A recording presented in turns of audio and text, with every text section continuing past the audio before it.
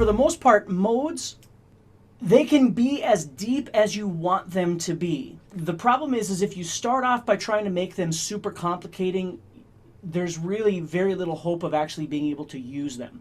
So my method of teaching modes is always trying to understand the concept of the mode, and then how to apply that to the fretboard. And then the third level, which is what we want to talk about a little bit today, is how to utilize the modal qualities.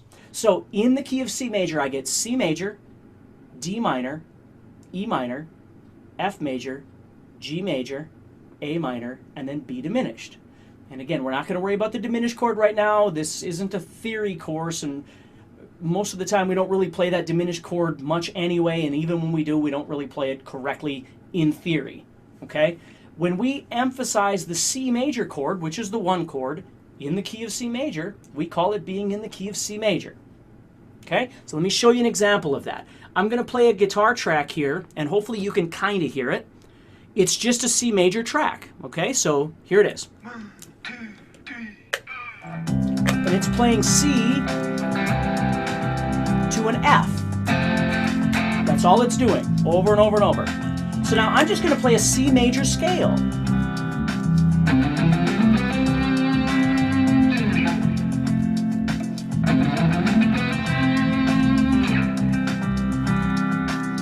So my point is right now what's happening is I'm playing a C chord to an F chord. That's what my jam track is doing. That's what my song is doing. And now I'm playing a C major scale over the top of this, which makes sense. I'm in the key of C. My main chord is C, right? My home chord, my key, I'm in the key of C, all right? Whenever somebody summarizes as being in the key of G major, oh, this song's in the key of G. This song's in the key of D. This song's in the key of A. They're talking about the 1 chord. As musicians, whenever somebody says D major or in the key of D major or the key of A major or the key of C major, they're talking about the 1 chord. Now, we also know that we don't have to keep saying major all the time. If I tell you, hey, old time rock and roll is in the key of G, I'm saying G major. I'm saying the 1 chord. That's the main chord is G. We're going to go other places, but the main chord is G, G major. Okay? I think you all understand that. So here's what happens. Is then the slang for minor is the 6th chord in the key of whatever major you're in, okay? So if somebody says to you, oh, hey, this song is in the key of A minor. Well, if we think about it, we have a scale that has 3 major chords and 3 minor chords. So the confusion sometimes is, well, when people say that they're major or they're minor, which one are they talking about? If they say major, are they talking about the 1 or the 4 or the 5? If they're minor, are they talking about the 2, the 3, or the 6? And the truth is that whenever somebody just slangly talks about, I don't know if slangly is a word, but slangly talks about major, they're talking about the 1 chord. Whenever somebody uses the slang of minor, they're talking about the 6th chord in some major key. And we have to use mathematics to be able to figure out what major key we're really in. So again, and again, my theory teacher always told me, get a piece of paper. Stop trying to do everything in your brain.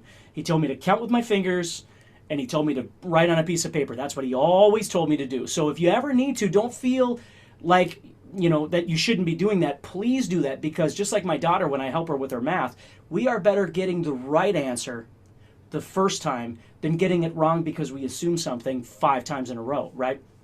So if somebody says we're in the key of A minor, we're really in the key of C major. Now, why would we want to look at it like that?